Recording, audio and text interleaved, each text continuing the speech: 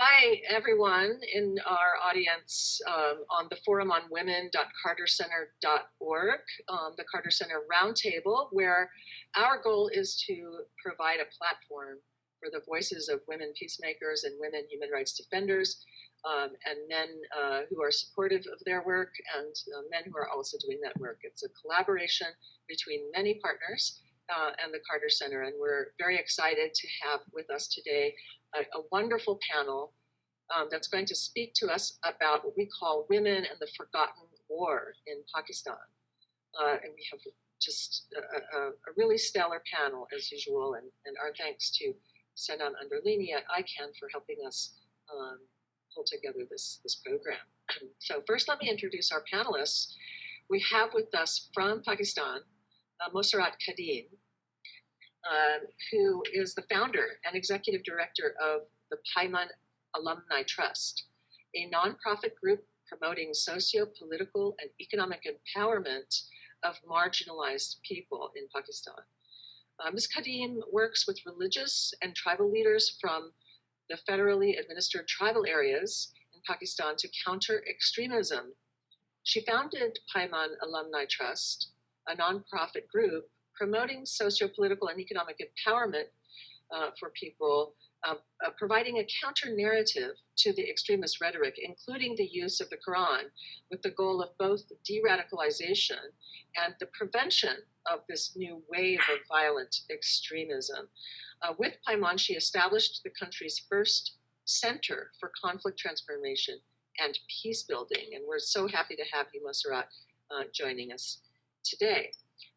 We also have with us Sanam Naragi Anderlini, who is the co-founder of the International Civil Society Action Network. Many of you have seen her on our previous panels here. We are a big fan of Sanam's and ICANN's work, so we keep partnering with you, which is such a wonderful benefit for us as well. Between 2005 and 2014, Sanam was a research associate and senior fellow at the MIT Center for International Studies. And in 2011, she was the first senior expert on gender and inclusion on the UN's mediation standby team. For nearly 2 decades, Sanam has been a leading international advocate, researcher and trainer, and writer on conflict prevention and peace building. And in 2000, she was among the civil society drafters of UN Security Council Resolution 1325 on women, peace, and security, which mandates that women be included in peace processes.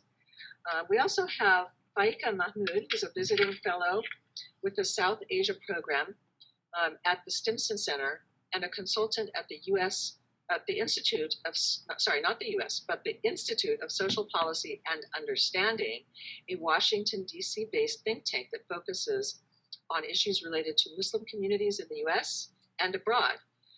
Ms. Mahmood has also conducted research for think tanks in Egypt and Lebanon, and her writings can be found on the Facebook profile. She's published in many venues, including the Georgetown Security Studies Review and others.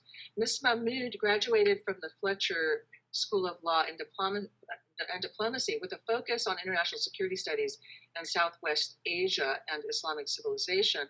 And pertinent to today's discussion, Faika's master's thesis is titled The Efficacy of US Drone Warfare in Pakistan, the Long View.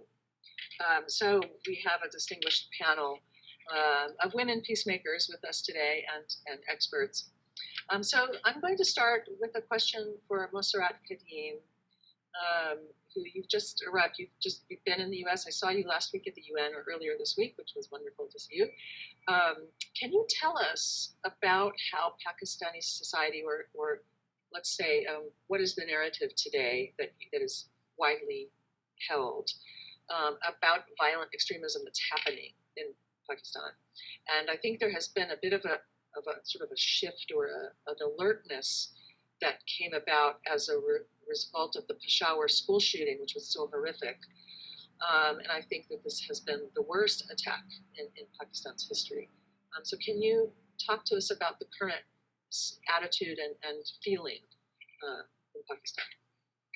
I think in the first place, this 16th December incident was was condemned by every individual in the country. And it was for the first time that both the government and the people, by and large, they came up with one voice, not only condemning it, but actually planning to counter it through different actions at different levels. And the first response that came from the government was the action plan. That is a Pakistan action plan to counter violent extremism. And we all welcomed it because for the first time there was a realization and recognition by the government that a comprehensive and an integrated approach is required if we really are serious to address this issue of violent extremism. So I think this was really welcomed by all. And what is the today the prevalent situation is that we were worried, we all fear that it is going deeper and deeper into the communities, but we never actually thought, and we never came up with a solution. Today we are all looking for the solution, and I always claim and have been working around it that we have the problem. We don't need external support to actually, give us the solution. The solution lies with us, and we need to actually come up with an indigenous, like homegrown solution for the problem that we are facing today. So I was. Can you? That's. I think this is something that we hear a lot. That external activity, like military force, is something that others might think is needed, but that in the country itself, like Pakistan, that this is viewed, as not helpful. So you said you have solutions. Can you talk, and I'm going to turn to Faika in a moment, but first you said that the community, that the nation is really grappling with solutions. The first thing I would ask you, Masrat, is to talk to us a little bit about what happened in that school shooting. Just give us, our audience, a little bit of detail about what happened, just because I think it's important for people to grapple with the reality. And then you said you have the solution, that people are really coming up with an indigenous solution. Can you, after you explain what happened there at the school, can you talk to us about what some of those solutions are? Sure. I was in Peshawar that day, and it was the normal, the day started in the school. They had a program in one of the halls where some people were delivering lecture around life skills, and that became the first target of the attackers. They just went into the room and they started shooting. But one thing that they announced was that who are the kids, who are civilians and who are actually the kids of the military personnel. So they sort of divided them into two groups, and then they started shooting the one the children of the military personnel. And secondly, they went around and they mercilessly killed, and it was I think not the act of brutality, but I think nobody can just think the way they killed.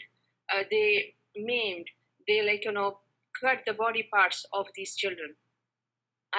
When I actually heard the news on the television, I rushed to the hospital, which is the Lady Rani Hospital in Peshawar, and I just stood there and I thought there are only, because I just heard that 30 students have been killed. So I just took other people with me that let's donate blood. So we just went there for blood donation. But when actually those ambulances started coming in, it was horrific. I just can't imagine that anything. I would never like to see anything of that sort in my life again. This was the bodies were dumped in the ambulances, and then I just saw some of the body. They were really I would not I can't even describe the way the body parts were cut, and they were and it was not I just stood there for an hour, and I thought it will finish, but then it continues, and it went on and on. And for us, I think for the people of Peshawar, that day was what you call doomsday. I think nothing can be worse than that day that we actually saw, witnessed, and lived through. on 16th of December. And that's, if that had not opened the eyes of the people at all levels, then I would call myself a person belonging to a dead nation. Thanks God. We all not only survived, but we all started thinking on different lines how to address this issue. And like I said, the realization for the first time at all levels is very, very welcomed. And we are now, like I said, there is an indigenous solution is there. A solution that we have around us is there. The first thing is we need to discuss this issue, because we never had a public discourse on it. Now we have started debating about it. We have now started questioning the acts of violent extremism around us. Now we are having a discourse in the public places and even in the media. Because earlier everybody would be fearful, everybody would fear, and they will be scared, and they will not talk about it. Thanks God, we have got that strength and that power now to talk about the issue. Secondly, I think the solution lies with that, because now we have to be more vigilant as a community, as a society, and we have to develop an alternate narrative to violent extremism that I can, of course, discuss whenever, I mean later on as well. What is the alternate narrative, and where does the solution lies? The solution lies everywhere, in the community, in the education institutions, and of course in the government. Yeah, so a certain kind of an awakening, I think, is what you're describing. A certain awakening and a presence with knowledge, sort of a new level of commitment. Obviously, that's where it starts, where all change starts. And so I think going forward, Nusrat, we're going to be very interested in hearing from you and others in Pakistan about how those of us outside can be of help. And we can talk about that later in the program. So, Faika, I know you've completed some research as well on national security policy in Pakistan. Can you, with this conversation in mind, can you talk to us about the perspectives that you've been able to find regarding counterterrorism efforts, and particular on drone strikes? What have you found about how this shapes public attitudes? And I'd like to hear as well about Mossarat about this idea, about this fact as well, and the reaction to U.S. military approaches there. But Faika, can you talk to us about your own research? Yeah, sure. So my research was focusing on specifically U.S. drone strikes, but even before we get into it, it's important to recognize that the idea of Pakistani public reaction to the U.S. policy is extremely controversial, and it kind of goes to the heart of the matter. To this day, there's even within the U.S. there's a huge debate on where is the Pakistani opinion on this. What the most salient, I would say, one of the findings that emerged for me was, from the outset, it's really important for the Pakistani public to know who is controlling the measures. So more important than what the measures are, it's about who is controlling the measures. So as you can see right now, the military operation going on in the tribal regions in Pakistan being conducted, the Pakistani military is striking militant targets in North Waziristan. And there's broad public support for it. Not too long ago, there was severe opposition to US strikes on similar targets in the exact same location. So you have to understand the dynamic. It's about what is being done, number one, but number two, who is doing it, because it goes to the heart of Pakistani sovereignty. It's going to be in the future, it's going to be interesting to see how that dynamic shifts, given that the Pakistani military has just manufactured their own first armed drone. And it's a possibility that in the near future, Pakistan itself would be deploying drones. So it's going to be interesting to see how the dynamic shifts. But again, it's important to know that even though the Pakistani tactics at this moment in their military operation they rely on F-16s, which have a larger blast radius, and they cause a lot more collateral damage compared to the US mechanisms. But there's still more support for the Pakistani measure as compared to the US measure. To come more directly to your question on perspectives, there's two broad categories that we have to keep in mind. So the first one is mainland Pakistan, by which I mean the provinces and the large cities of Pakistan. And then the second category is the tribal regions of Pakistan, the exact geographic location that's impacted by the drone strikes. So when we're talking about, let's first talk about the mainland Pakistan. It's easily accessible. It's relatively easier to gauge public opinion. And a lot of polls have been done to show that by and large, a majority of Pakistanis is in opposition to the drone strikes on two major grounds. The first one is that it infringes on Pakistan's sovereignty. It's a foreign country launching a military action in Pakistan. And secondly, that it causes unacceptable harm to civilian life in the region. So that's the mainland Pakistan view, the majority. I won't say it's the universal view, but it's the majority view. When you come to the tribal region, the picture becomes a little bit more murky for two main reasons. Number one, it's extremely hard to get access to the regions. The access is physically limited. The government has not had control of the regions for a really long time now. The area is closed off to journalists and academics or anyone trying to do research. It's basically the region is closed off to all outsiders, Pakistanis and foreigners alike. So Pakistanis with a lot of difficulty, whereas they can go in. The idea of international observers going in the region is unheard of. And then the second reason the picture is so murky when it comes to public opinion in the tribal region is the fear of retribution. So the locals living in those populations are, in expressing their views, either for or against the mechanism, are so afraid of retribution from all sides, from the ISI, from the military, from the Taliban, from other local militant actors, that it's really hard to get a good view of what the public opinion is. My research basically, what I found out was I talked to people who had spent the last decade working on this precise question. What do tribal populations think of counter-terror measures such as US drone strikes? And after a decade of work on that, they were still extremely wary of putting a number or a percentage on it. The closest they would go to would be to say, it's important to keep in mind that there is a minority that supports drone strikes. Now, how that number falls is really open to interpretation, and it's unfortunately being exploited by both sides. But the broad picture is the minority, whatever the size that is supporting drone strikes, is based on the fact that they're terrorized by their Taliban leaders, they're living under tyranny, and secondly, US drone strikes are maybe presenting a better alternative to a full-scale Pakistani military operation, which causes more damage to property and which requires local populations to leave.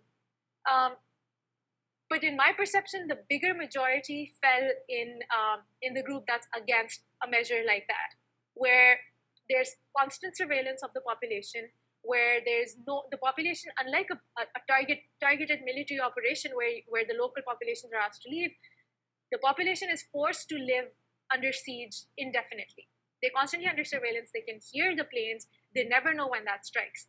So, and that kind of an impact is disproportionately affecting populations, more vulnerable populations like women and children. Mm-hmm. So, I can go on and talk about how specifically women and children are affected by these impacts, but those were my broad findings on the public perception. And I do apologize; it's not a clear picture. It's really fragmented and it's hard to follow. But you have to, when understanding public opinion, you really have to put it in context. Who are we talking about? Are we talking about mainland Pakistanis, or are we talking about the tribal populations? The reason this question has become so controversial is some people have tried to take the mainland opinion and tried to impose it on the tribal picture, which is unfair on that population because their view isn't being heard right now. It's murky. We don't know where that stands. So to kind of ascribe an opinion on them, I think is a bit unfair. But at the same time, we have to understand what the dynamics are, what are the triggering causes. So that's very interesting and it all makes perfect sense. I mean, it's very difficult to gauge public opinion when in a time of war. Fear is a very, very strong motivator. And those who propose and offer a particular policy are very good at sort of instrumentalizing fear to suggest that a particular approach is the way to protect people, to offer security. We see this in our own country, in the United States. This is used all the time.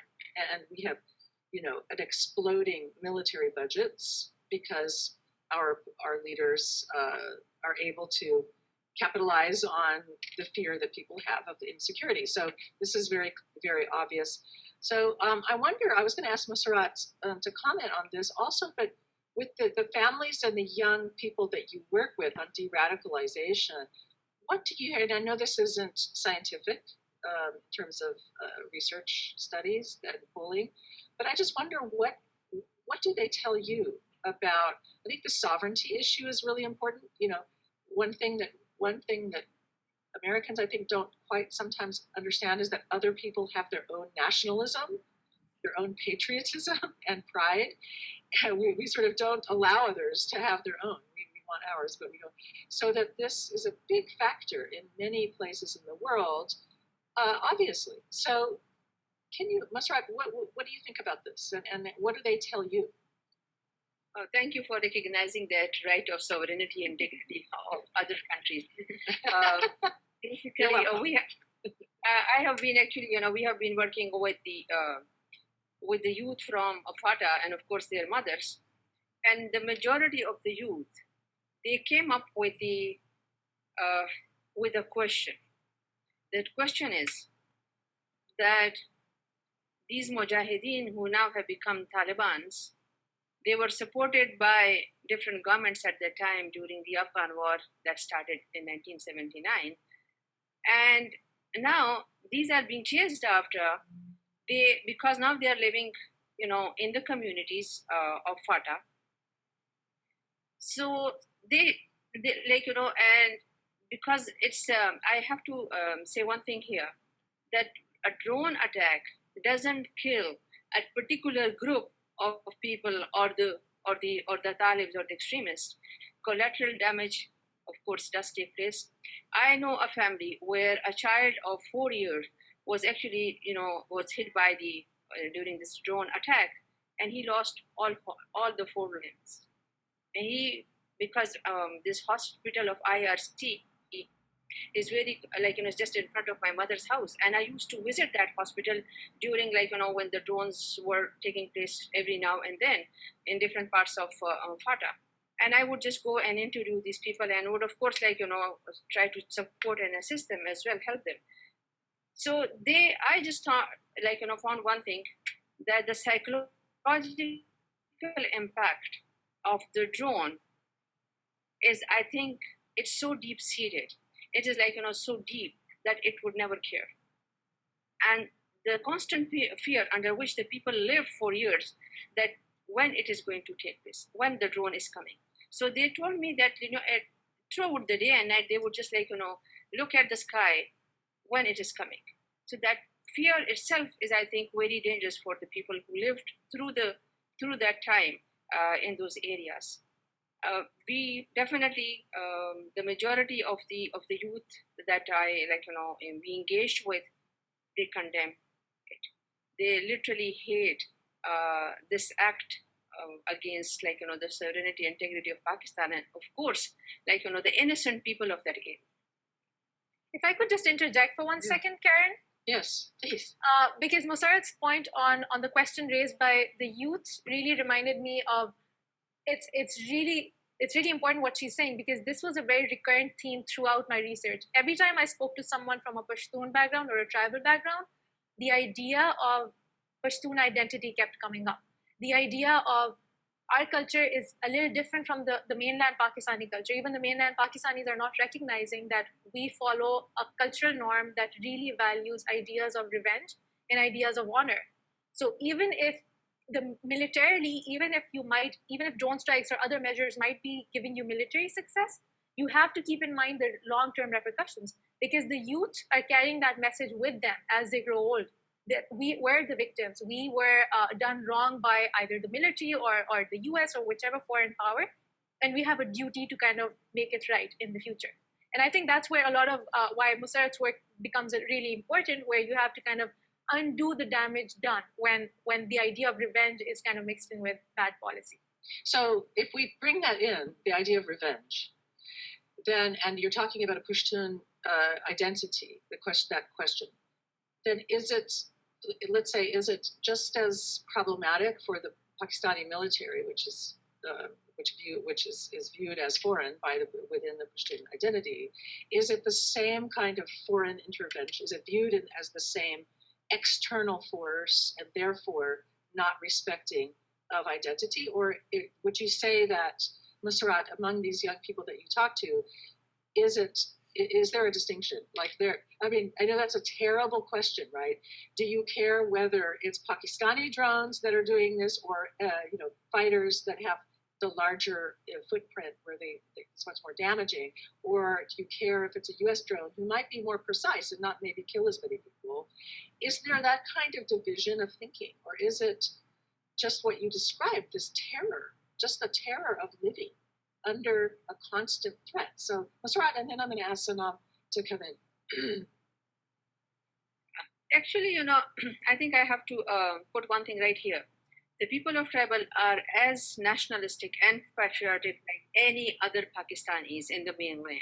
So we should not actually, do this discrimination that they don't like Pakistan or they don't want to be part of Pakistan. And they do recognize that this military action was required. It was the need of the time. Otherwise, they will never find peace in their homes and, of course, in the tribal areas. When it comes to drones, and when it comes to a reaction to drones, they know that it is coming from the US. Earlier, there was a little bit of misconception that the drones are taking place because the Pakistan establishment or the military is connivance with the Americans, and that's why it is taking place. But then, when it comes to a reaction towards the military, yes, there was a sort of a negative reaction towards the military presence in that area. But later on, they realized that if they really want to get rid of the extremist groups, military presence is the only way where they can live, not peacefully, but at least with some sense of security, with some feeling of security. Earlier they used to, of course, they didn't like, and they targeted the military installations in that area because they thought they are working in collaboration with the United States. So it's it's listening. They are taking the orders from the United States, and that's why they targeted the military installations and the military personnel across Pakistan, not only in the tribal areas. But I think for the last 2 years, I traveled across tribal area. I've been to 5 of them, and very recently I was in North Waziristan, and I spoke to the people, and now they really welcome this move. They really welcome this military operation because they think it was not possible otherwise to counter those people. Interesting. So this is really important distinctions being made here. It's viewed as legitimate because it is a national force that is respecting the sovereignty of the people, which is obvious, should be obvious to all of us. But Sanam, I'm going to ask you to come in here, and you haven't spoken yet.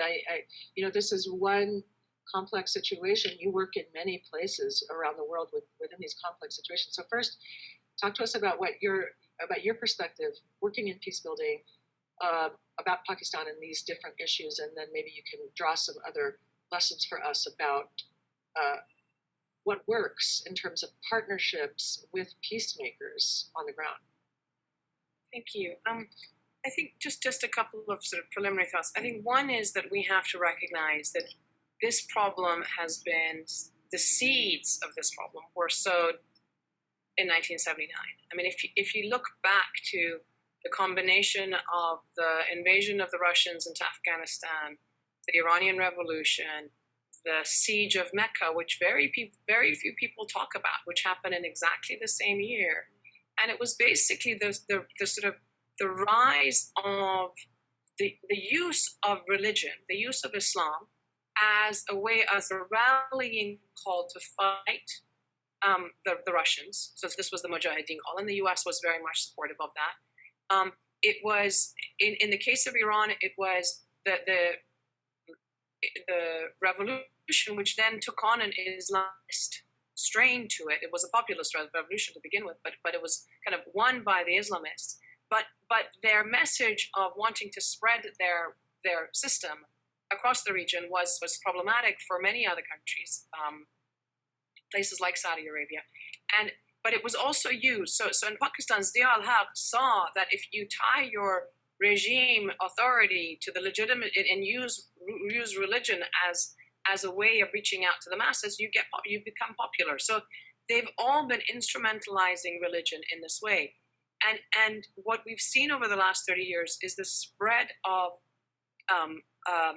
as a counterbalance in a sense to what happened in Iran, we've seen the spread of the Saudi version of Wahhabism and that belief system across many countries. And it's become entrenched. It's become mainstream. That version or that understanding of Islam has become. It didn't exist in Pakistan before that. It was Masrat can tell you, it was much more syncretic. There was a lot more tolerance and diversity, and now it's become much more extreme. We're seeing this spreading everywhere now, whether Middle East, North Africa, West Africa, East Africa, across Asia. These kinds of things have been spreading, and it's been a very deliberate tactic that's been going on. Now you merge, and then you have a 9/11 is a product of all that process as well.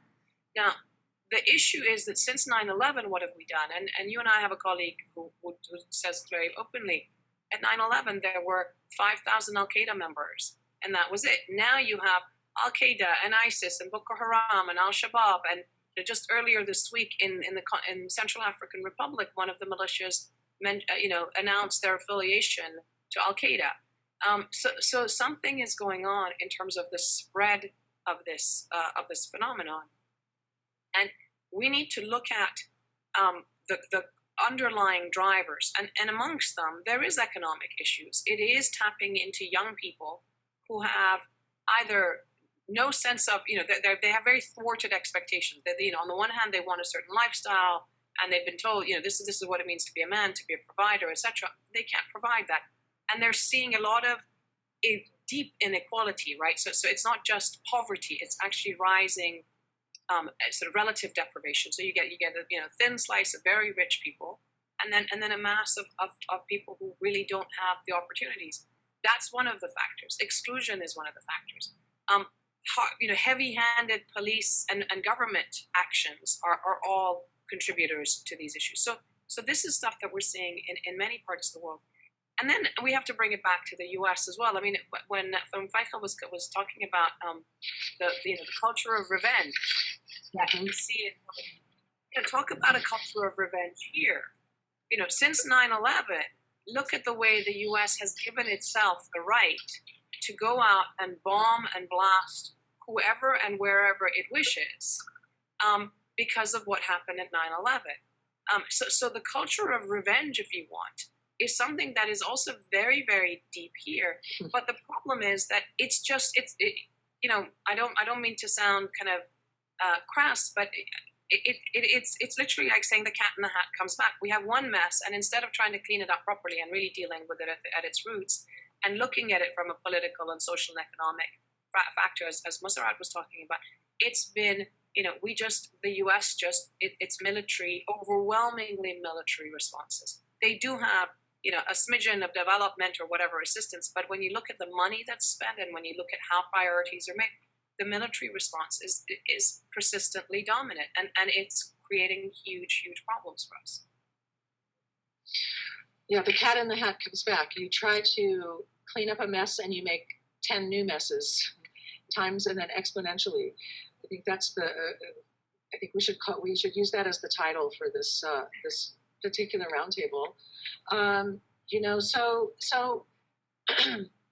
Masrat, if you could talk about, can you tell us a story of someone, a young man, young woman, a mother, where you've had, just one story of a person and a family that you have helped to turn away from being involved in radicalism, maybe even before the Peshawar shooting and then after. Can you talk about how maybe it might have changed your interactions with families?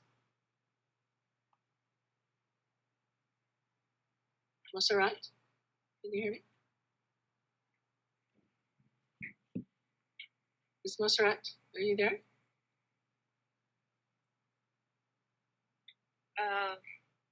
Since and with the hundreds of women and of course their sons, that's one. That's so important to understand that the area we are working in. Earlier, when we started working over there, they thought that they're being alienated. Nobody actually, is concerned about them. So we built sort of a trust in those communities and started working. We started working with the mothers and then the youth. So I'll just give you a very simple story of a boy who came to us, who was a suicidal jacket maker, and he was, because there are different groups in the extremist groups. There are different categories. So he was one of the in the top notch, and that's a fourth category where he used to make these suicidal jackets. So when the boys they came to us and they said there is, because we started with the educated youth. So one of the the boy from that area, I'm not going to actually talk about his agency. He said that there is this boy and he's interested in coming here. So I said, fine, just bring him over. And next time when they came, we had him with us. So he started telling the story, how he became radicalized, how he actually agreed. He had actually had 13 years in college. 13 years of education. So he was in the third year of college when he joined one of the groups. And he started making the jackets after, of course, earning a sort of trust of those people. He spent 2 years with them, and he used to make, his mother and two sisters used to stitch jackets, and he would put in the explosives. So definitely, it was very alarming for us that it is not this one boy who has actually, who is doing all this very harmful task, but it's the whole family involved in this. So we started talking to him, and it took us some months to finally, convince him and transform him and rehabilitate him. But then one day, after 6 months, when he was finally settled and rehabilitated, he called us and he said, my mother and sisters are very furious now with me, and they said that you have left the path of Allah, and you have actually, this madam of yours is infidel because, she's taken you to the wrong path, to the wrong way of life. And so he said, can you help me? And I said, sure, we definitely would like to help you. And I would like to come over to your house. And his house is, of course, quite far from where I live. So we went there. And I spent 2 hours with them, and the woman was literally cursing me on my face. So I had to, discuss this with him, with her, that where in the Quran it is written that you can go and prepare this sort of stuff and kill others. And she said, no, but this is jihad. So she was convinced that what she is doing is actually, not only for her own sake, but for her own family, and they will all go to heaven. Anyway, to cut it short, it took us, and I'm just going to mention, my chairman, because he's the one who is instrumental in the de-radicalization of youth, and I work with the mothers. So he just said, why don't you actually, bring the two sisters also? So we started talking to the two sisters and the mother. And it took us 6 months to finally convince the whole family, the two, daughters and of course the mother, that the way you were working was wrong. And today they are our best peacemakers, and I think our supporters in that area. And because of them, you could approach many of the radicalized families in the area.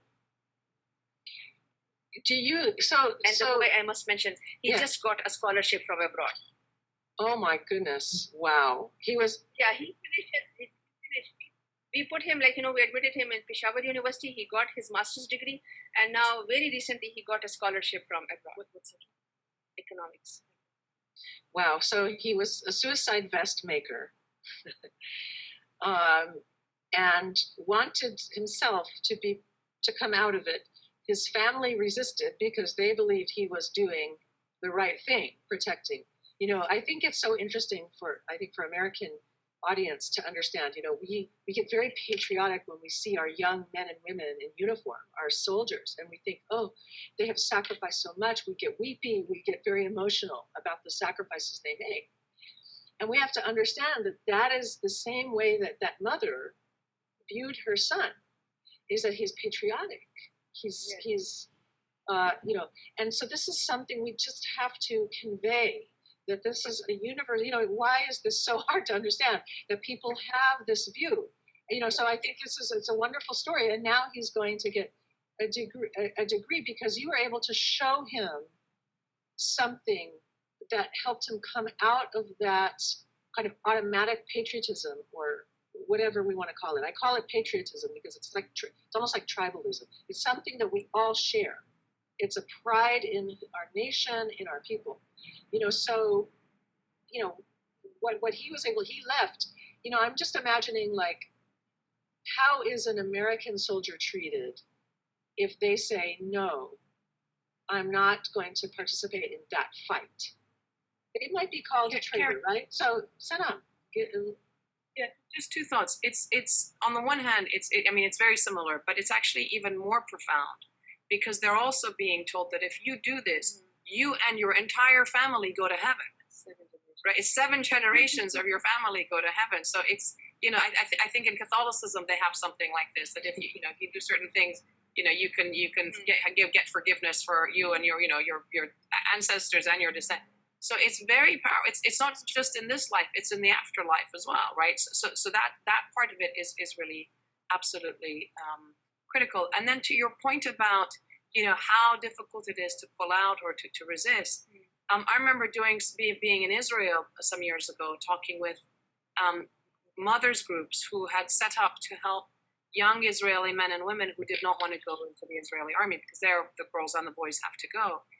And the pressures that they are under for the young men, the ones who don't want to go, the amount of pressure that they're under, the way in which their entire future gets a black mark, in terms of whether jobs, in terms of university, in terms of how they're perceived in society, it's extraordinary. And so it is that intensity of how we pressure young people, or young people feel that they need to live up to the expectations of the older generation, whether it's to become a jihadi in this case, or whether it's serving in the military or being a conscript or so.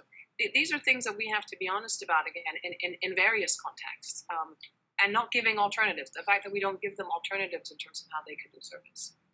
No, I think this is important. We've hit on a few really important common issues that I think if the American public and the Pakistani public were to think of them together as these challenges, that we share objectives. We want our children to be, prosperous. We want them to have happy lives. We don't want war. We want, and look at the drivers of what is pushing people into these choices. I hope that there's an opportunity within both of our public attitudes that maybe we can shift away from, I like to say, shifting from fear to confidence, shifting people away from the fear, but also, Sanam, as you're saying, it's not just fear, it's also love. There's a love for heaven, this kind of, this misuse of religion to persuade people to do certain things. So we have this in common in our two societies.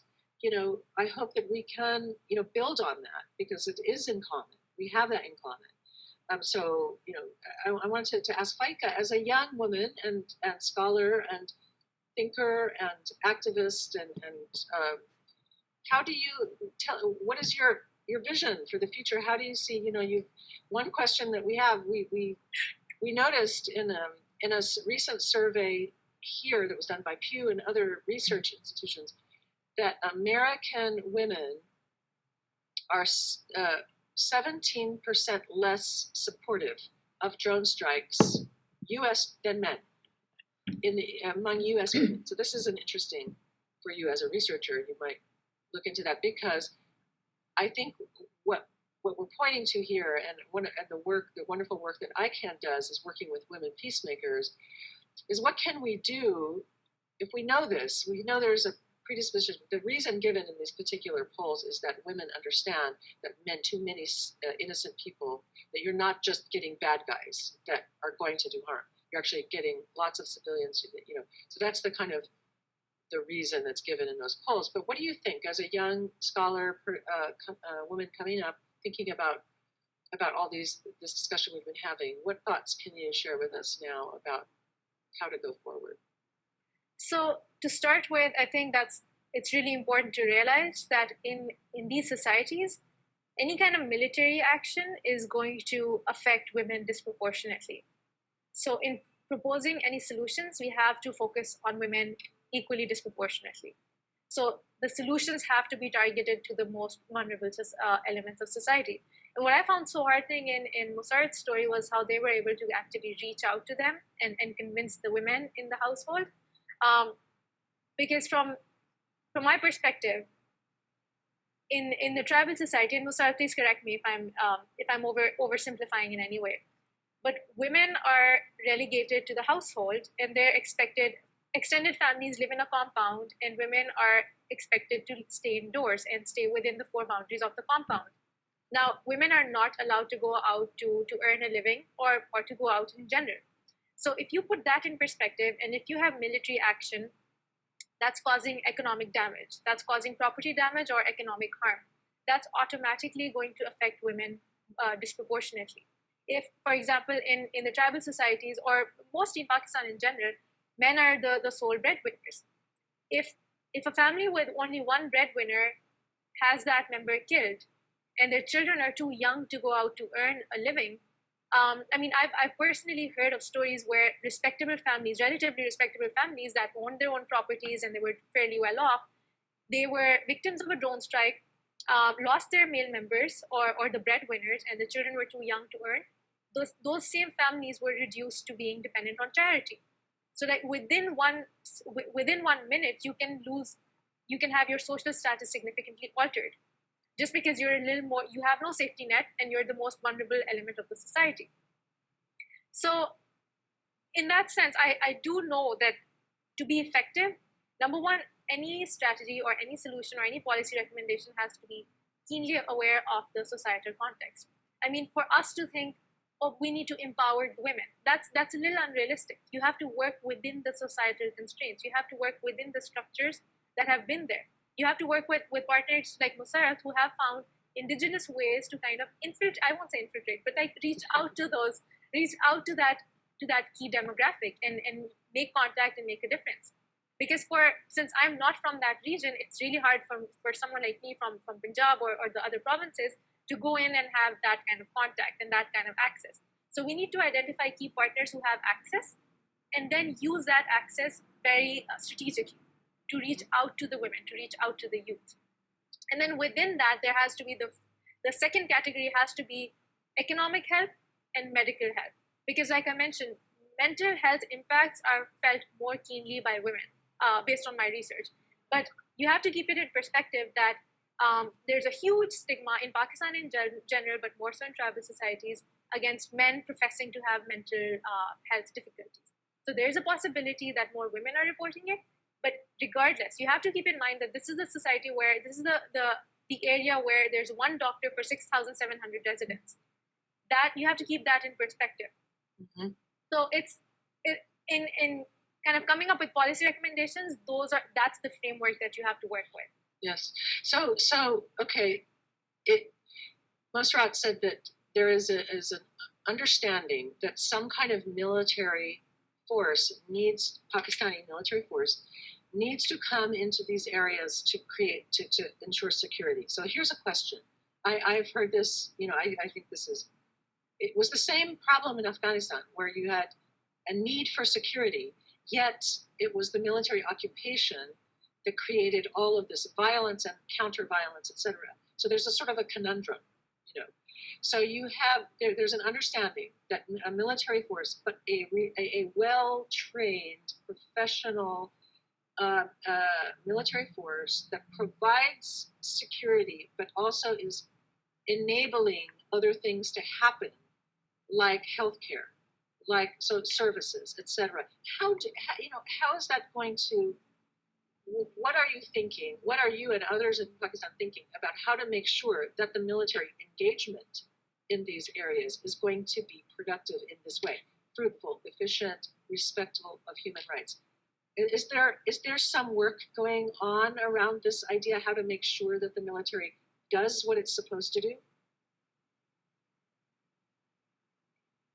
Yes, right now I'm a part of one of the advisory group which is working around the reforms in FATA, and we are closely, we are working very closely with the with some of the military personnel. I mean, I would just say the in charge of that area, who, and I've been to that area myself. Military is not only carrying out this operation, and like what they did in Swat, they not only took care of the infrastructure, they reconstructed the hospitals, the roads, and the schools, but also when it comes to providing support and services, reconstructing education institutions.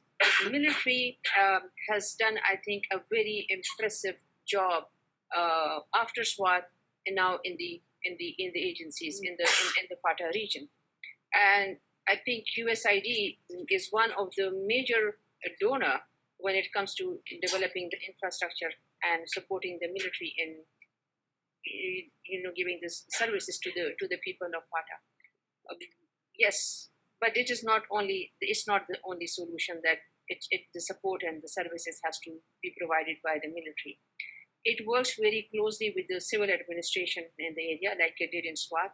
Now we are developing a framework where both the security issues as well as the social and economic issues of the area are taken into consideration, and so that people can go back home, because I think around 60% of the people right now are displaced somehow. We call them temporary displaced people.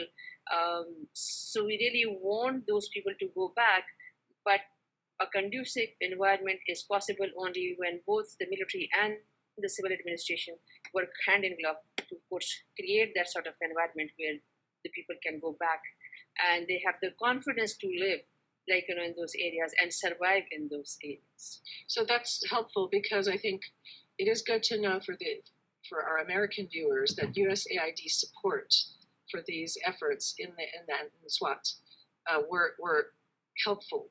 Other donors. And to other donors. Yes. Because UAE is one of the major donors, and of course USAID and military, they themselves recognize the support of the United States in this context, and they appreciate it as well. And same is the case with the United Arab Emirates, who actually poured a lot of, I would say, dollars and money for the reconstruction and now for the rehabilitation of the TDPs. Well, so this is very important. I think we're getting to the end of our program, and I really do want to think about what kind of partnerships work, because I think we out here who can't go there and we're concerned about what's happening, we want to know what we can do, and so maybe Sanam, you can help us wrap up, and if you have any other thoughts, both Musarrat and Faika, about specific things that we out here that are not in Pakistan can do to be supportive. But I know that I can, one of your objectives is to support women peacemakers. So how can we partner? How can we help?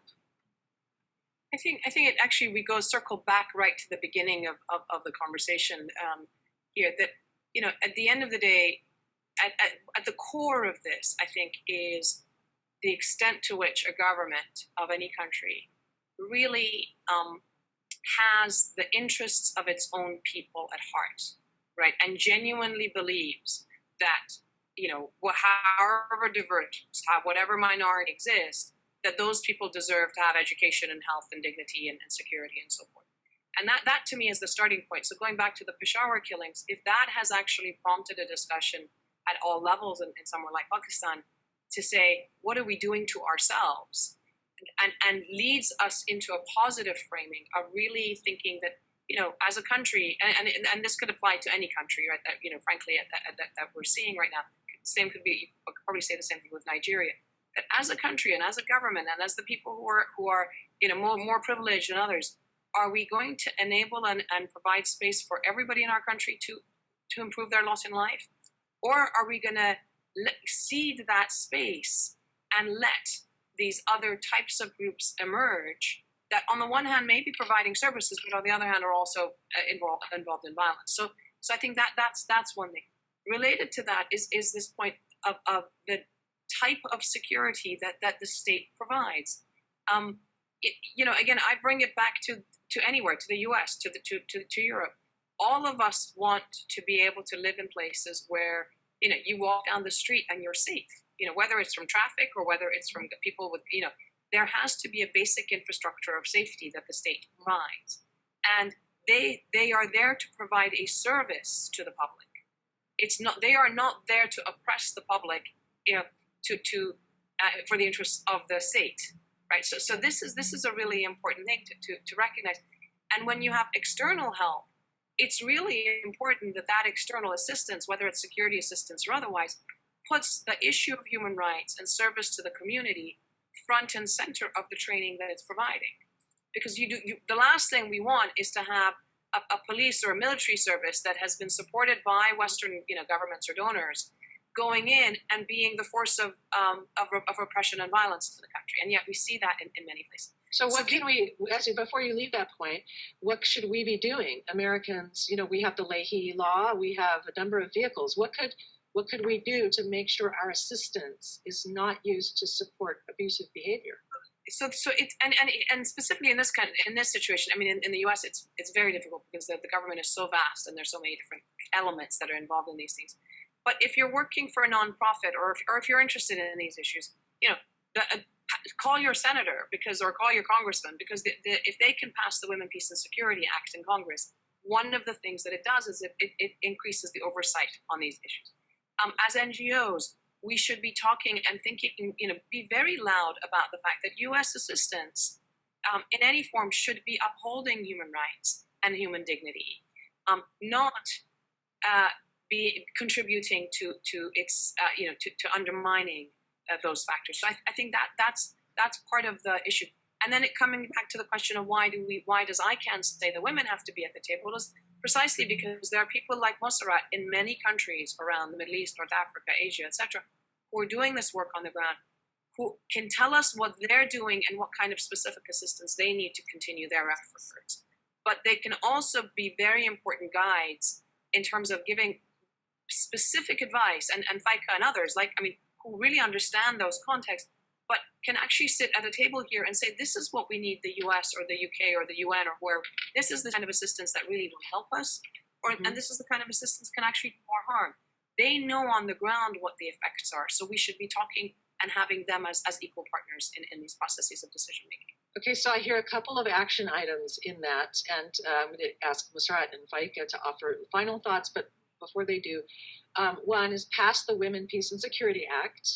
So let's all, get a campaign together. We started it off when we were in Washington, D.C. We were not started it off, but we brought it up again. So let's do that.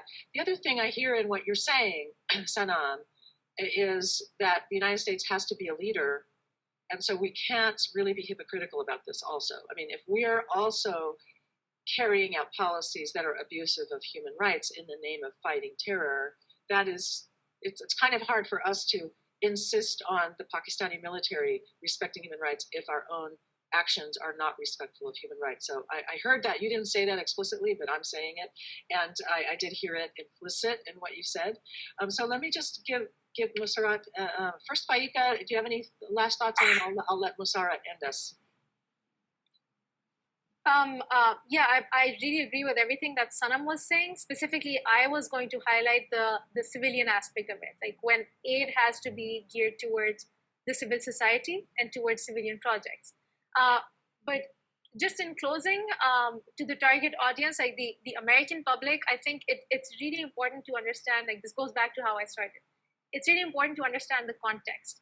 I mean, we all, like Sanam was saying, we all want the same things. We all want to have safety and security in where we live and work, and we want to be able to walk down the street without any fear.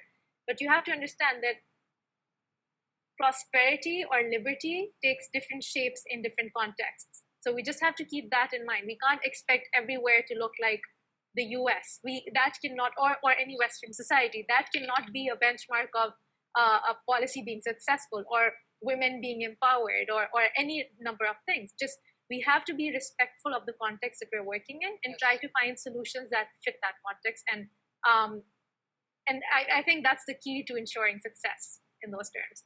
Here, here. I like that very much. Musarrat, can you give us our last words today? I think my one request to the US, I think public would be to understand that for the last 30 years, we are the victims and survivors, I think, of violent extremism. And you have to understand our situation, the psychological impact it had on us and is still having on us and on our future generation. Secondly, the price that we are paying in the form of economic, social, that is colossal. So realization and recognition of our situation is very important. Mm-hmm. Secondly, when it comes to, I think, the policy corridors, the policy makers and shapers, we give aid blindly. So who is the target group? What is the goal ultimately? What is the ultimate goal of your assistance and help if it is not going to reach out to those for which the aid has come? Mm-hmm. This is a question that I'm asking from those people. Okay. Secondly, the way you dole out this money, that process again is being questioned by people like us working in those areas. So you need to actually, choose a partner like Faika said, that who are there on ground. But secondly, what is the process of this distribution of the huge sum of money? And Pakistan is, I think, the third largest recipient of American aid since 1947 after Egypt and Israel. And in spite of that, Americans, the American government, not the people. We love the people of Pakistan. I think Pakistani people, they love American people. But I think it's something with the way, the money is being spent in those areas that there is still not very good feelings for that assistance. And like I told you, there is a recognition by the different quarters that money has been spent on the reconstruction and the reconstruction of these areas, the war-torn areas, the war-affected areas, but still the ill feelings prevail. So I think we must work towards that. Thirdly, I think we also need to understand that prevention is the answer. Mm-hmm. Once they are radicalized, it's so difficult to bring them back. So what we are working around, there are many people who are working around preventing the people becoming extremist. Of course, a lot of water has undergone, it has passed on the bridge, but still there is a time to talk about preventive strategies, alternate narrative for that. And we really look forward to support and assistance. I'm not talking of the material support and the material assistance, but of course, assistance and support help us in, prevent more people becoming extremists. That's very important. Thirdly, we have this national security policy, and we have this new national action plan. I think it is very good. It will be very welcome if there is a bilateral discussion between the Americans and, of course, the Pakistanis, of the Pakistani government, to address, the issue of women, the role of women in addressing violent extremism. Also become part and parcel of these two documents, which is very important and which is still missing from the two documents. Okay, so you have a national action plan. We have the Women, Peace and Security Act. Let's reconvene in a few months, if we could, if you're willing to do it. I'd like to hear more over a period of time to check in with you and others in Pakistan to see what's going on with the National Action Plan, and maybe we'll have something to report on whether we can pass the Women, Peace and Security Act and question our own policymakers about how these funds are being used. So I think we have some very concrete ideas. So I want to thank our panel, Mosrat Kadim, Vaika Mahmood, and Sanam Anderlini once again for joining us.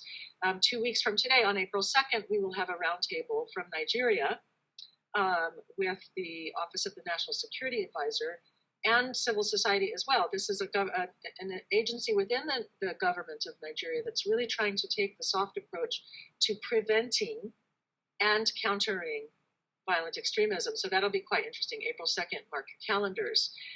Thank you, everyone. We are very grateful for your participation. Take care. Thank you. It was a pleasure to